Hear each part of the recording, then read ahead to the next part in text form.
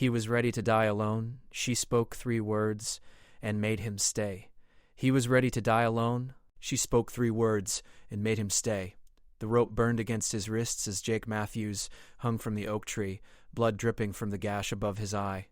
3 men stood below him, their faces hidden by bandanas, rifles pointed at his chest.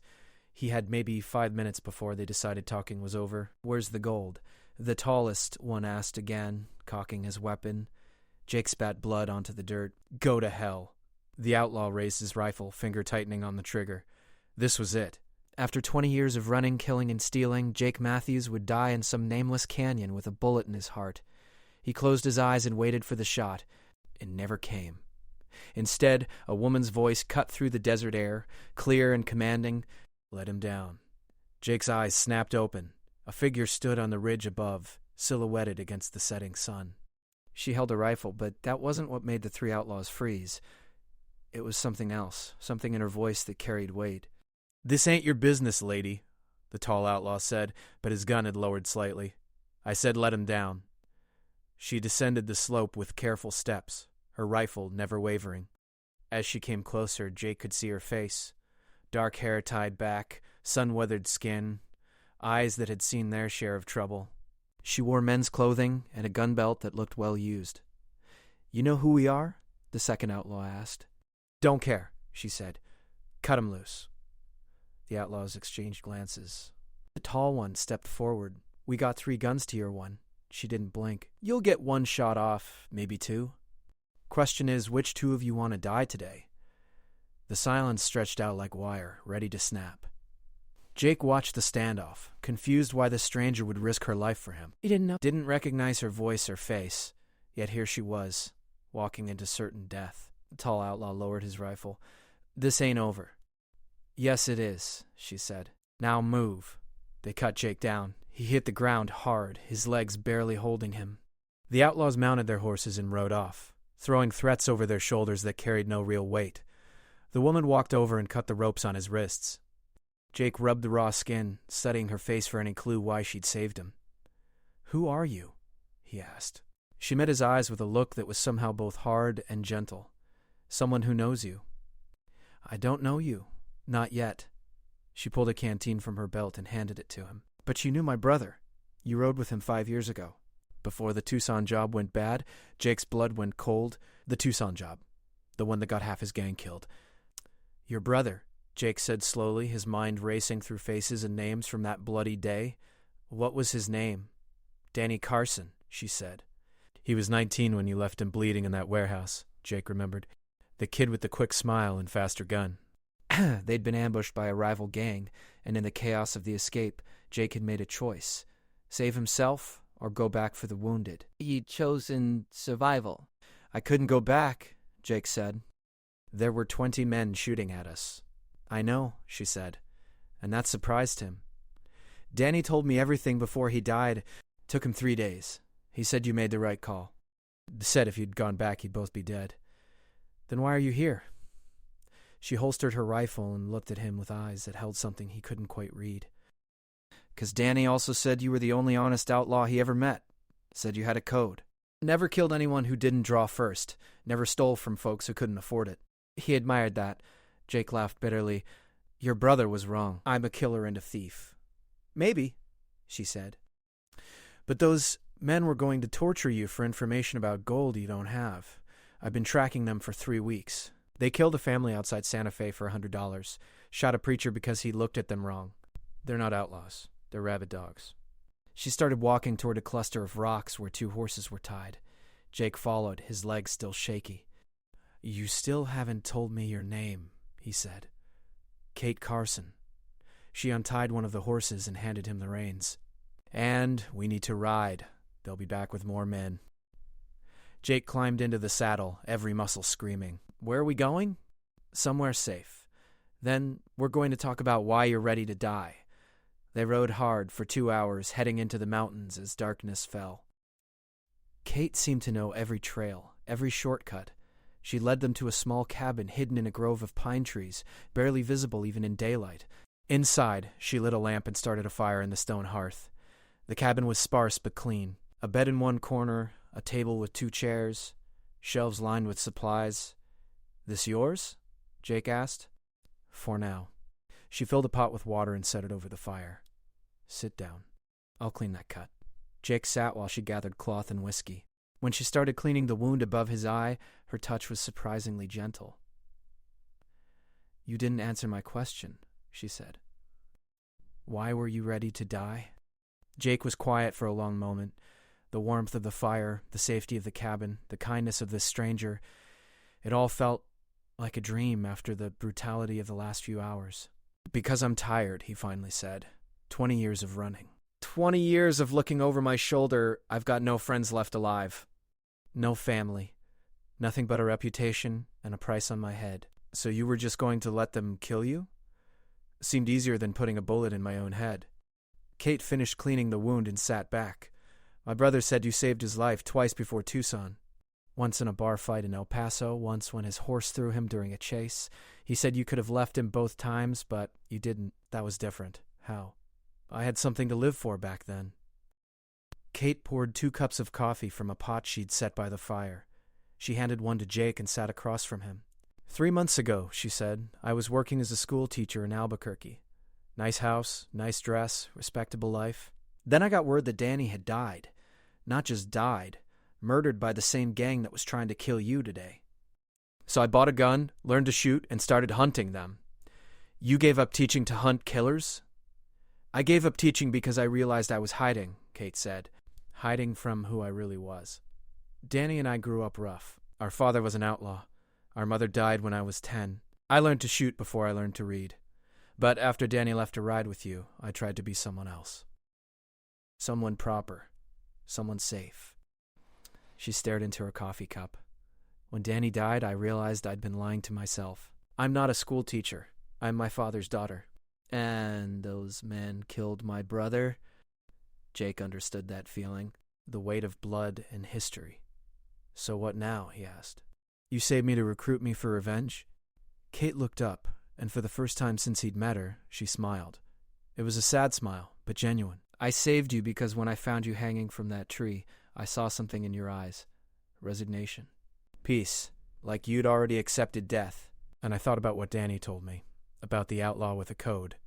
The man who tried to be better than what life made him." She leaned forward. "I don't want revenge, Jake. I want justice. Those men have killed dozens of innocent people. They're terrorizing the territory, and nobody's stopping them because they're too scared or too corrupt." "And you think we can stop them?" "I think we can try." Kate held his gaze. "Or you can walk away, get that death you were looking for. But before you do, ask yourself something. Is dying alone in the dirt really better than dying for something that matters?" Jake stared at her for a long time. Those 3 words she'd spoken on the ridge echoed in his mind. Let him down. Simple words, but they'd changed everything. She hadn't begged or negotiated. She'd commanded, and somehow that had been enough. "How many are there?" he asked. Kate's expression shifted. Not quite a smile, but something close. Hope, maybe. 12 in the main gang, she said, led by a man named Victor Kane. He's the tall one who had you strung up. Former soldier dishonorably discharged for killing civilians during the war. Built this gang from nothing, and they've been tearing through the territory for 2 years. 12 against 2. I've got information, Kate said. I know where they sleep, where they drink, where they hide their money. I've been watching them for weeks. They're confident, sloppy. They think nobody's brave enough or stupid enough to come after them. Jake flexed his hands, feeling the rope burns. What's your plan? They're holding up in an abandoned mining town called Copper Ridge, about 30 miles south. It's isolated, defensible, but it's also a trap if you know the terrain. There's only 2 ways in and out. They think that makes them safe. It does make them safe, Jake said. If we go in shooting, we're dead before we clear the first building. That's why we don't go in shooting. Kate pulled a folded map from her coat and spread it on the table. The mine shafts run under the entire town. Most of them collapsed years ago, but there's one that's still passable. Comes up right behind the old saloon where they're staying. Jake studied the map. It was detailed, hand-drawn, with notes in small, precise handwriting. You've been in there? Twice, Kate said. Once dressed as a prospector's widow looking for her husband. Once as a saloon girl looking for work. They didn't pay attention to me either time. Men like that never do. Jake felt something he hadn't felt in years, a spark of interest, of purpose. When do we leave? Tomorrow night, Kate said, but first you need rest. And we need to talk about what happens after. After? After we take down Kane and his gang, Kate said. You've got a price on your head, warrants in 3 territories. Even if we succeed, you're still a wanted man. I know. There's a marshal in Silver Creek, Kate continued. Name's Cole Dixon. He's honest, which is rare. I've been writing to him, feeding him information about Kane's gang. If we deliver Kane and his men, Dixon might be willing to make a deal. Jake shook his head. I've killed men, Kate. Shot a bank clerk in Phoenix who reached for a gun. Doesn't matter that he drew first. In the eyes of the law, I'm a murderer. The clerk lived, Kate said quietly. I checked. He recovered, went back to work. And the bank you robbed was owned by a man who'd been stealing from his depositors for years. The money you took was returned to the people he'd cheated. Jake stared at her. How do you know all this? Because after Danny died, I made it my business to know everything about you. I read newspaper accounts, talk to witnesses, track down everyone who'd ever ridden with you or against you. You know what I found? A man who made bad choices but tried to live by a code. A man who could have been something better if life had given him a different hand. She stood and walked to the window, looking out at the darkness. I'm not saying you're innocent, she said, but I am saying you're not the monster those wanted posters make you out to be.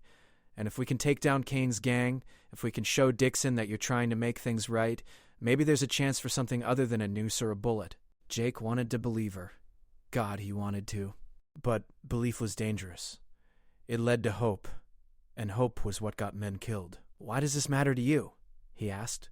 You don't know me. Your brother's been dead for 5 years. You could walk away from all of this. Kate turned from the window. Her eyes were wet, but no tears fell. Because I can't, she said simply. I can't walk away from the men who killed my brother. I can't walk away from the families they've destroyed. And I can't walk away from you, because Danny's last words were about you. He said, find Jake Matthews and tell him he's not what the world says he is. Tell him he can be better. The words hung in the air between them. Danny died believing in you, Kate said. The least I can do is give you a chance to prove him right. Jake stood and walked to the window beside her. Outside, the stars were brilliant in the clear mountain air.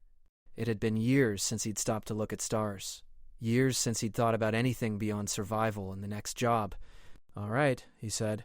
We do this your way. But if it goes wrong, if it looks like we're going to get caught, you leave me behind. You don't try to be a hero. You just ride. Kate looked at him with an expression he couldn't quite read. Determination mixed with something else. Something softer. I didn't save you just to leave you behind, she said. They spent the night preparing. Kate showed him the weapons she'd collected, including 2 Winchester rifles, 3 pistols, dynamite, and enough ammunition for a small war. She'd been planning this for months. Gathering supplies, studying the terrain, learning every detail of Kane's operation. As dawn broke, Jake realized something had changed. The crushing weight of despair that had been sitting on his chest for months had lifted slightly. He still expected to die. But now, at least, it would mean something.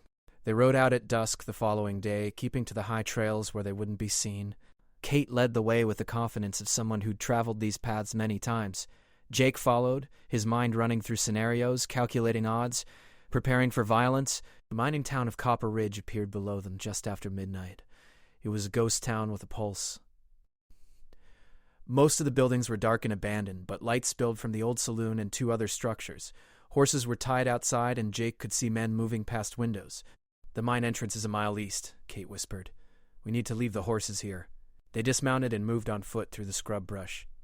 The mine entrance was partially collapsed, but a narrow opening remained. Kate lit a small lantern and led the way inside. The tunnel was tight, barely wide enough for them to move single file. Water dripped from the ceiling, and the air smelled of rust and decay. Jake's shoulders scraped the rock walls as they descended deeper into the earth. How far? He asked. 1/4 mile, Kate said.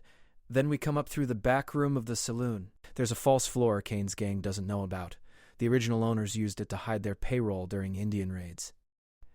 They moved in silence, the lantern casting dancing shadows on the tunnel walls. Jake thought about what they were about to do. 2 people against 12 killers. It was suicide. But he'd been ready for suicide yesterday, hanging from that tree. At least this way he'd take some evil with him. The tunnel opened into a larger chamber. Kate extinguished the lantern and pointed up. Faint light filtered through cracks in what appeared to be a wooden floor above them. "That's it," she whispered. "The storage room. On the other side of that door is the main saloon. Kane and his men will be drinking, playing cards. They do it every night." "What's the play?" Kate's eyes glinted in the dim light. "We wait until they're drunk. Then we bar the front door from inside, trap them. You take the rifle, cover the main room from the stairs. I'll start from the back, make them panic, drive them toward you." "That's not a plan," Jake said. "That's chaos. Chaos is all we've got." Kate checked her pistols, her movements calm and practiced. These men don't expect resistance. They've been untouchable for so long they've forgotten what fear feels like. We're going to remind them. Jake wanted to argue, but he knew she was right. There was no clever strategy that would work against 12 armed men. Their only advantage was surprise and the fact that Kane's gang thought they were invincible. "All right," he said, "but we stick together. No splitting up once it starts." Kate nodded. They climbed up through the false floor, moving silently into the storage room. Jake could hear voices and laughter from beyond the door. Smell cigar smoke and whiskey. The sounds of men who thought themselves safe. Kate put her hand on the door handle and stopped. She looked at Jake, and in the darkness, he could see fear in her eyes. Not fear of dying, but fear of failure. Fear that Danny's death would go unavenged. "Whatever happens," she said quietly, "thank you for trying." Before Jake could respond, she pushed through the door. The main saloon was exactly as she'd described. 12 men scattered around the room, most of them drunk. Kane sat at a table near the center, counting money. The tall outlaw looked up as Kate walked in, surprise crossing his face. "Well, look who's back," Kane said, standing. "The lady who thinks she's a gunfighter." Jake moved to the stairs, his rifle coming up. The outlaws were starting to react now, hands moving toward weapons, but they were slow, drunk and complacent. Kate's first shot took down the man nearest the door. Her second hit another in the shoulder. The saloon erupted into chaos. Jake fired from the stairs, his bullet catching an outlaw who was drawing on Kate. The man fell backward into a table, cards and coins scattering. Kane dove for cover behind the bar, shouting orders. His men were scrambling now, diving behind furniture, returning fire.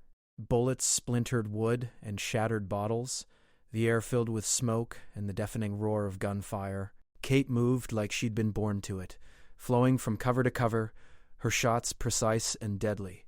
Jake saw her hit 2 more men before she had to reload. An outlaw charged up the stairs toward Jake. He met the man with the rifle stock to his face, then shot him as he fell backward. Another appeared from a side room, and Jake's next shot took him in the chest. 6 down, 6 to go. But the survivors were getting organized now. Kane was directing them, using hand signals. They were flanking, trying to surround Kate's position. Jake saw it happening and made a decision. He jumped from the stairs, landing hard on the saloon floor. Pain shot through his ankle, but he kept moving, drawing his pistol as the rifle clattered away. He put 3 shots into the men flanking Kate. 1 fell immediately, the other 2 retreated toward the front door. That's when Jake saw the problem. The door wasn't barred. In the chaos, they'd forgotten. And now 3 of Kane's men were making for it, about to escape and bring reinforcements. Kate saw it too. She changed direction, running toward the door. But an outlaw stepped out from behind the bar and grabbed her. They went down together, struggling for her gun. Jake moved without thinking. He crossed the room in seconds, grabbed the outlaw by his collar, and slammed his head into the bar. The man went limp. Kate scrambled to her feet, blood on her lip. The door. They ran together, but they were too late. The 3 outlaws burst through, disappearing into the night. "Leave them," Jake said, grabbing Kate's arm. "We still have Kane." They turned back to the saloon. Bodies lay scattered across the floor. 9 men down, but Kane was nowhere to be seen. A shot rang out from behind the bar. Jake felt it pass his ear, close enough to feel the heat. He and Kate dove for cover as more shots followed.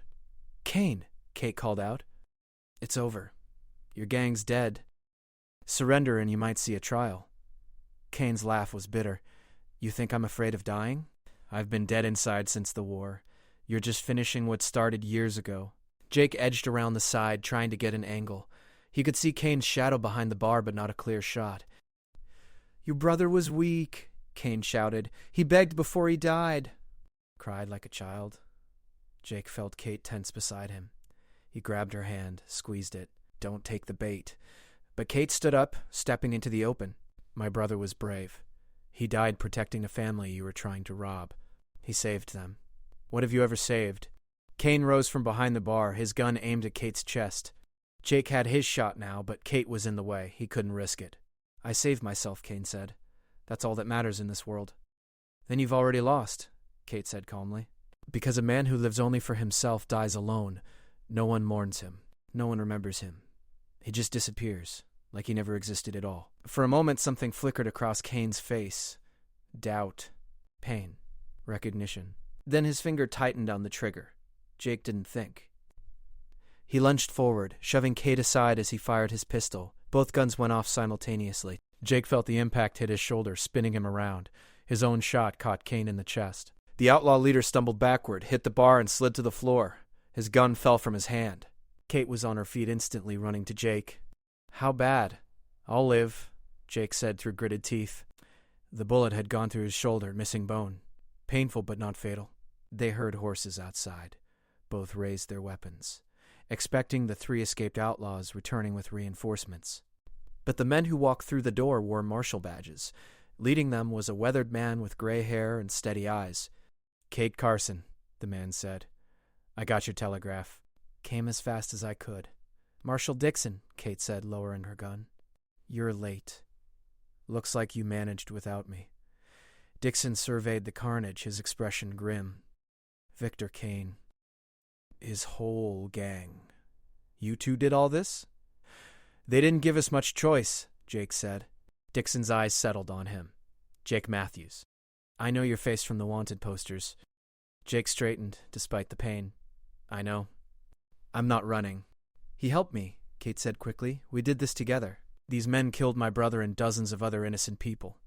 Jake's been trying to make things right. Dixon was quiet for a long moment. Then he turned to his deputies. Get a wagon. We'll need to transport the bodies. And find a doctor for this man's shoulder. Marshal, Jake said, I've got warrants. I'm not asking for mercy. I know what you've got, Dixon said. I also know what you just did here. Took down the worst gang in the territory. Saved lives. That counts for something. He pulled out a pair of handcuffs, then paused. Kate's been writing to me for months, Dixon continued. Telling me about you. About your code. About the people you've helped despite your reputation. She made a case that you're more than your worst mistakes. He put the handcuffs away. I'm bringing you in, Dixon said. But as a witness and a partner in bringing down Kane's gang, not as a prisoner. We'll sort the rest out with a judge who actually cares about justice. Jake looked at Kate, saw the tears streaming down her face. Not tears of sadness, but relief. Thank you, she said to Dixon. Don't thank me yet, the marshal replied. This is just the beginning. But it's a start. 3 months later, Jake stood outside the courthouse in Silver Creek.